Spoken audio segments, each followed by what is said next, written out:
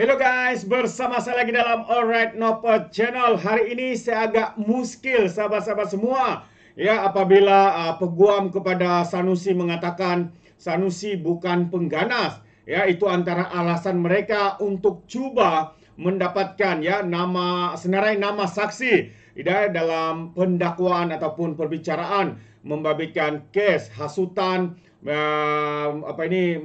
memperlekeh dan juga menghina kuasa raja-raja sultan dan juga yang di Pertuan Agong terhadap Sanusi.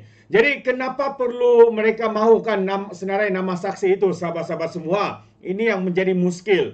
Ya, katanya Sanusi bukan pengganas, mereka tidak akan mengganggu saksi-saksi tersebut. Sedangkan hakikatnya saksi itu akan dikemukakan nama mereka 14 hari sebelum perbicaraan. Dan kenapa mereka minta nama senarai itu terlebih awal? Adakah sesuatu yang mungkin dalam perancangan mereka? Itu antara satu persoalan yang menarik untuk kita fikirkan sahabat-sahabat semua. Jadi saya ingin membawakan Anda kenyataan daripada peguam kepada Sanusi. Yang mana kenyataan media ini saya petik daripada Berita Harian dan menyatakan katanya Sanusi bukan seorang pengganas.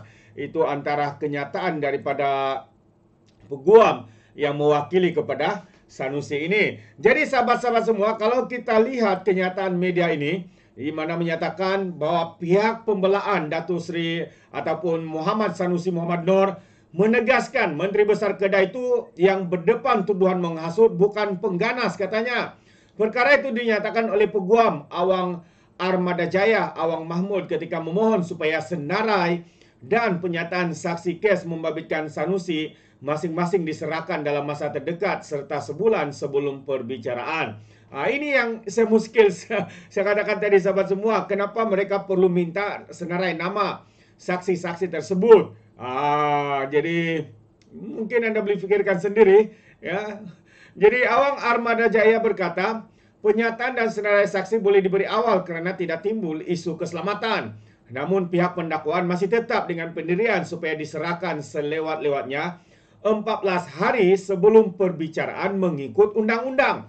Jadi kenapa perlu dipersoalkan? Dalam undang-undang sudah dinyatakan bahwa senarai nama saksi-saksi ini boleh diserahkan sebelum ataupun 14 hari sebelum tarikh perbicaraan kepada kes hasutan, memperlekeh Sultan Selangor, menghina kuasa raja yang di Pertuan Agong yang sedang dihadapi oleh Sanusi ini. Katanya isu keselamatan saksi biasanya kes membabitkan keganasan dan pembunuhan. Senarai saksi tidak boleh diberi awal supaya melindungi mereka. Jadi saya percaya sebab ini adalah kes berat sahabat-sahabat semua. Dan saya percaya alasan yang diberikan oleh pihak pendakwa raya itu amatlah berpatutan. Kerana kita tahu mereka ini boleh bertindak di luar jangkauan kita. Walaupun katanya Sanusi ini bukan seorang pengganas, tapi kita tidak tahu siapa-siapa yang boleh melakukannya. Mungkin bukan Sanusi, tapi mungkin orang lain. Jadi keselamatan, bagi pandangan saya, keselamatan saksi-saksi itu harus dilindungi. Dia berkata lagi, saya katakan anak guam saya seorang menteri besar dan bukannya pengganas. Saya yakin tidak timbul isu mengganggu dan mencederakan saksi. Sebab itu katanya, saya kata alasan keselamatan saksi terancam tidak timbul, tetapi jawapan balik pendakwa kerana undang-undang tidak mewajibkan atau beri senarai saksi awal. Betul, undang-undang tak mewajibkannya katanya. Tetapi kena adil. Selepas ini, kalau anak guam terserempak dengan saksi, pendakwaan tidak boleh disalahkan pihak pembelaan katanya ketika ditemui pemberita selepas sebutan kes di Mahkamah Tinggi hari ini. Macam mana boleh terserempak dengan saksi?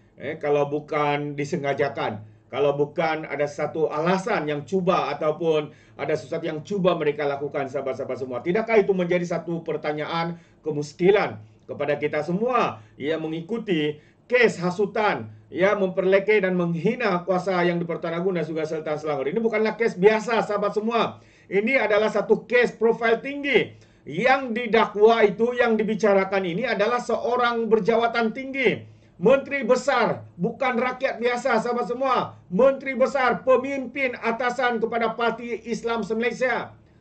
Jadi kita kena berhati-hati bagi saya lah. Ini pandangan saya. Jadi terdahulu, Timbalan Pendakwa Raya Datuk Masri Muhammad Daud mengesahkan Jabatan Peguam Negara AJC menolak representasi yang dikemukakan oleh Sanusi bagi membatalkan 2 pertuduhan menghasut di hadapannya. Jadi Hakim Datuk Aslam Zainuddin kemudian menetapkan perbicaraan kes itu selama 10 hari ya pada 22, 23, 29 dan 30 hari bulan Julai. 2 bulan ataupun ya 1 bulan lebih lagi ya dari hari ini. Dan selain itu 5, 6, 9, 12 dan 13 serta 23 Ogos. Jadi 2 bulan ya, Julai dan juga Ogos 2024 itu adalah perbicaraan penuh terhadap pertuduhan menghasut, memperlekeh dan juga menghina kuasa yang di-Pertuan Agong. Pada 29 Februari lalu, Sanusi mengekalkan pengakuan tidak bersalah di Mahkamah Tinggi atas 2 tuduhan menyebut perkataan menghasut berkaitan yang di-Pertuan Agong dan juga Sultan Selangor. Ahli Jawatan Kuasa PAS Pusat itu dituduh melakukan kesalahan berkenaan di Simpang 4 Taman Selayang Mutiara Kampung Bendahara, Gombak jam 11 malam pada 11 Julai tahun lalu. Sanusi yang juga Ketua Pengarah Pilihan Raya Perikatan Nasional merangkap Ketua Jabatan Pilihan Raya PAS didakwa mengikut Seksyen 4 dalam kurungan 1 dalam kurungan B Akta Hasutan 1948. Jadi jika sabit kesalahan boleh dihukum mengikut Seksyen 4 dalam kurungan 1 Akta sama, membawa hukuman denda hingga 5.000 atau penjara maksimum 3 tahun atau kedua-duanya sekali. Jadi pertuduhan itu dibicarakan semula selepas kes itu dipindah dari Mahkamah Seksyen Selayang ke Mahkamah Tinggi di sini pada 1 Februari lalu. Mengenai permohonan gag order atau perintah larangan bersuara, Awang Armada Jaya mengesahkan Aslam membenarkan supaya semua pihak tidak membincangkan mengenai merit case. Jadi kalau mengenai prosiding, tidak ada isu laporkan apa yang berlaku di mahkamah dan apa saksi cakap. Namun katanya untuk berceramah dan menimbulkan isu adalah kesalahan yang bercanggah dengan perintah mahkamah. Kalau berlaku kita akan lihat tindakan undang-undang yang perlu diambil katanya.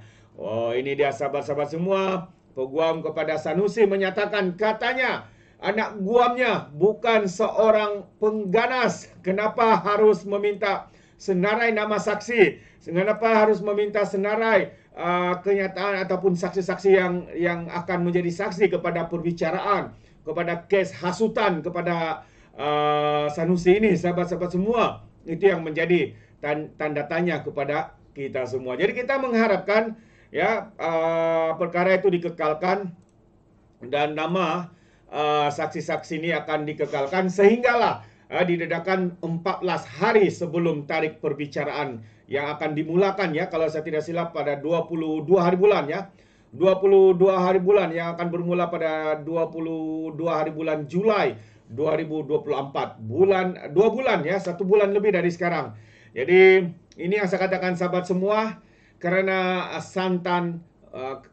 karena pulut santan binasa, karena mulut badan binasa. Mungkinkah ini yang bakal berlaku kepada MB Lato-Lato yang pengikut-pengikut mereka mengatakan pemimpin mereka ni lantang berkata-kata, ya kelantangan itu kena ada limitnya. Hari ini karena kelantangan itu sahabat semua makan diri sendiri, mengena batang diri sendiri, sehingga keterlanjurannya berkata, ya memperlekeh dan juga menghina kuasa yang di-Pertuan Agong ini satu perkara yang amat memalukan. Ya apatah lagi mereka ni pemimpin daripada parti yang dikenali sebagai Parti Islam se-Malaysia, sahabat-sahabat semua. Tindakan mereka, namun tindakan, kelakuan, apa yang keluar daripada mulut mereka, sahabat-sahabat semua, bagi kita rakyat Sabah tidak memperlihatkan mereka ini adalah wakil daripada sebuah parti yang dinamakan sebagai Parti Islam se-Malaysia. Itu pandangan saya dan juga rakyat Sabah. Jadi apa pandangan anda sahabat semua? Anda boleh berikan komen di dalam ruangan komen. Terima kasih. Izinkan saya untuk mengundurkan diri dan seperti biasa peribahasa mengatakan tapakun kangkap, 2 ton keinginan. Dalam bahasa Melayunya, tepuk dada, tanya selera. Sekian jadi daripada Orang Yang Dapat Channel. Saya kita berjumpa lagi. Bye-bye.